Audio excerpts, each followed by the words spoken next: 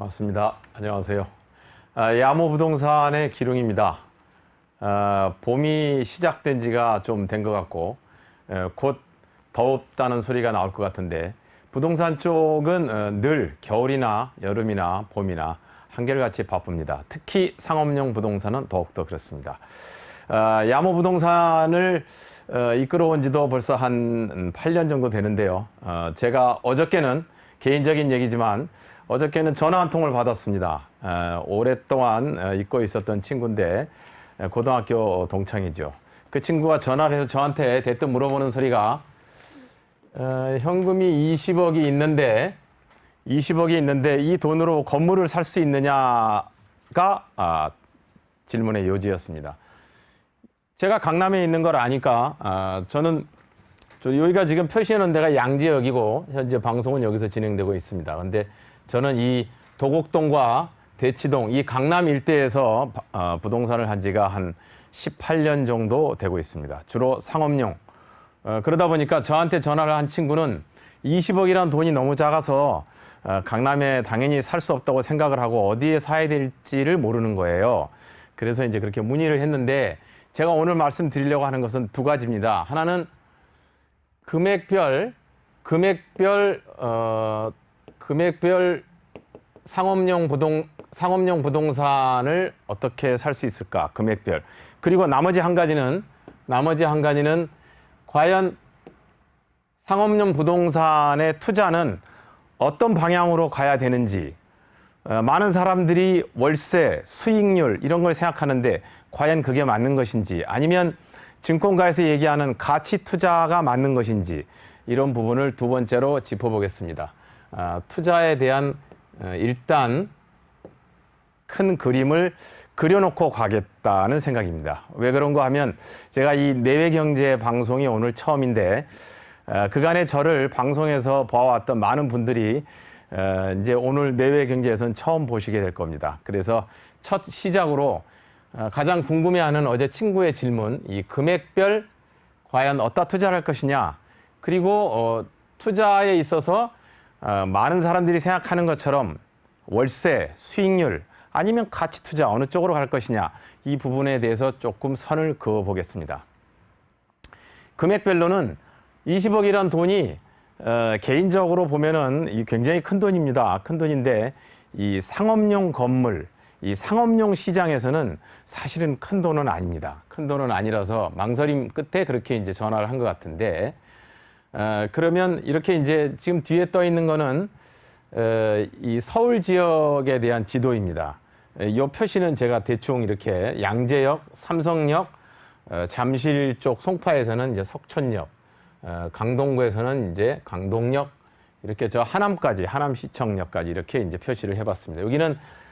여기도 한참 뜨고 있죠. 서리풀 터널이 뚫리면서 테헤란로부터 직선거리로 연결되는 동작구와 서초구가 연결되는 이수역이 되겠습니다. 이수역이 되겠어요. 이렇게 표시를 해놨는데, 자, 금액별로 한번 가보죠. 20억이라는 돈을 가지고 투자를 할 수 있을까요? 라고 보면 이렇게 보시면 됩니다. 어떻게 보느냐. 주택이 됐든 상업용이 됐든 두 가지 다 부동산에는 잠을 자는 땅, 주택, 노는 땅, 상업용 부동산 이 두 가지밖에 없습니다. 그 이외에는 뭐 이제 임야도 있고 여러 가지가 있겠지만 일단 이 두 가지로 나뉘어집니다. 그러면 주택의 경우가 됐든 상업용 부동산, 노는 땅이 됐든 중요한 거는 땅 한 평의 가격을 기준을 잡으시면 됩니다. 자, 강남구, 여기가 이제 강남구인데요. 이쪽이 이렇게 강남구입니다. 여기가 강남구. 이쪽은 서초구. 서초구는 땅이 전체적으로 작습니다.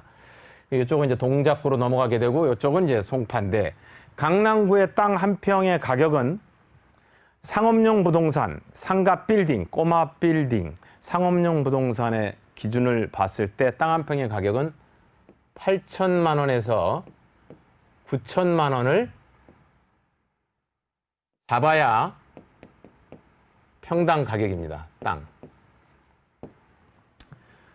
그러면 20억 가지고는 할 수 없다는 생각을 할 수 있겠죠. 왜냐하면 상업용 건물의 기본적인 땅 평수는 약 70평 내외예요.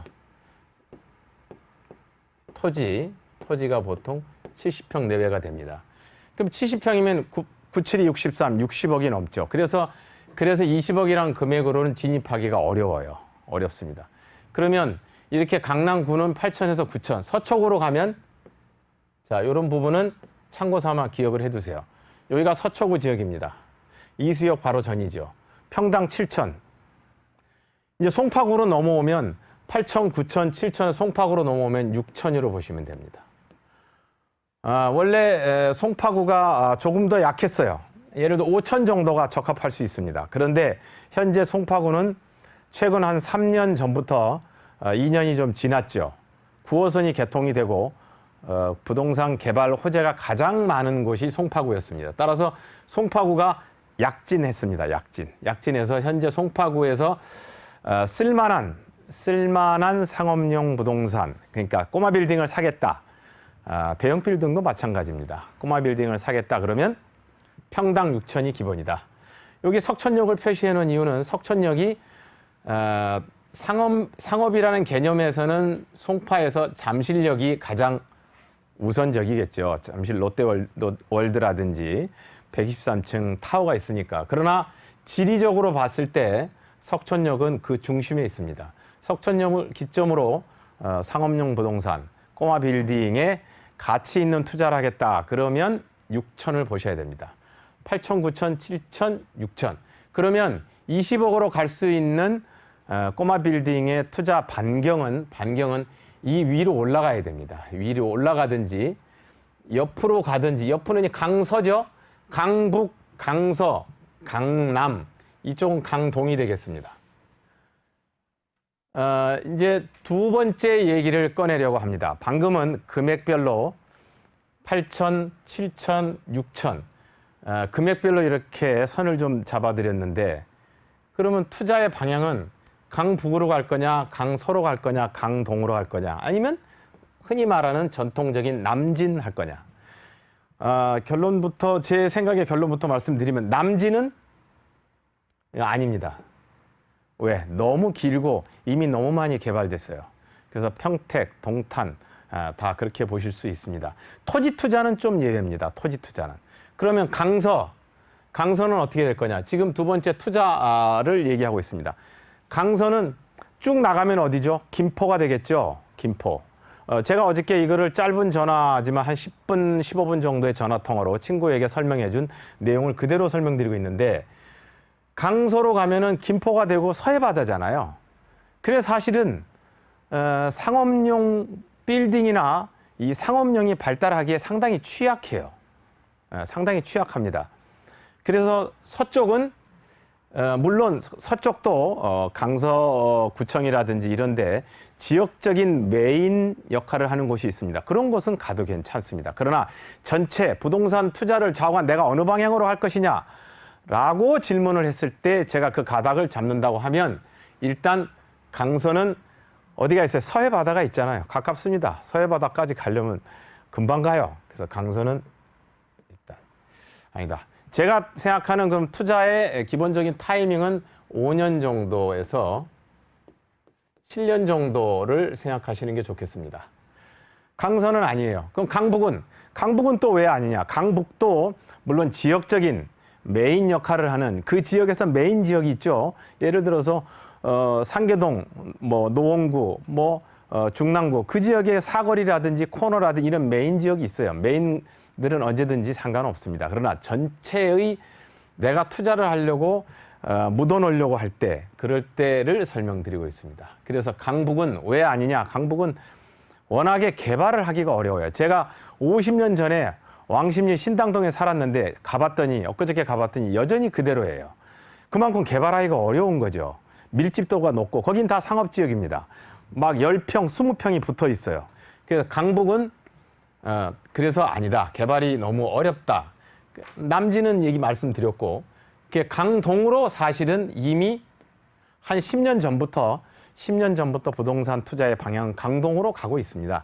그래서 첫 번째 수혜 지역이 바로 여기 송파가 움직였던 거고 송파는 사실 일반적인 경우로 보면 5천만 원이 맞는데 지금 6천을 호가하는 이유는 그만큼 약진하고 있다는 얘기고 그 다음번 케이스는 송파 옆에 있는 이 강동구가 되겠습니다. 조금 돈 위주로 설명을 드리면 여기서 3년에서 5년을 투자를 하시고 그 다음에 강동으로 넘어오셔도 됩니다. 강동에서 3년에서 5년을 투자를 하시고 그 다음에 어디로요? 그 다음에 하남으로 넘어와도 됩니다. 이렇게 전체적인 부동산 투자의 어떤 방향을 얘기한다 그러면 이렇게 동진하고 있다 이렇게 말씀을 드리겠습니다. 많은 사람들이 끝으로 이제 제가 결론적으로 제 결론을 말씀을 드리면 많은 사람들이 수익률과 가치 투자에 대해서 얘기를 하고 있는데 수익률에 대해서는 어차피 이제 결론적인 이제 오늘 방송의 결론적인 부분을 말씀드린다 그러면 수익률은 지금은 보실 때가 아닙니다. 이거는 2014년도에 이미 독일에서는 제로금리로 인해서 은행에서 돈을 맡기면 예치금에 대한 이자를 받기 시작했습니다. 2014년. 우리는 지금 21년이죠. 7년이 지났습니다. 우리 부동산도 상업용 부동산, 꼬마 빌딩도 이미 수익률을 따지고 들어가는 시대가 지나가고 있습니다. 아직도 그 얘기를 하시는 분들도 많이 있고 제가 꼭 맞을지는 모르겠습니다만 적어도 저의 견해는 수익률을 바라보시고 부동산 투자에 들어가시면 늦다. 그리고 좋은 건물을 건지기가 어렵다. 따라서 수익률보다는 위치와 건물의 형태, 그리고 주변의 여건 이 세 가지를 보시고 철저하게 워렌 버핏이 좋아하는 단어인 가치 투자로 들어가셔야 되는 때로 돌입했습니다. 이게 오늘 제가 방송하는 방송의 결과가 되겠습니다. 아무튼 좋은 참고가 되시고 저는 야모 부동산의 기룡이었습니다. 개인적인 상담이 있을 때는 연락을 주시면 1대1로 상담을 해드리겠습니다. 감사합니다.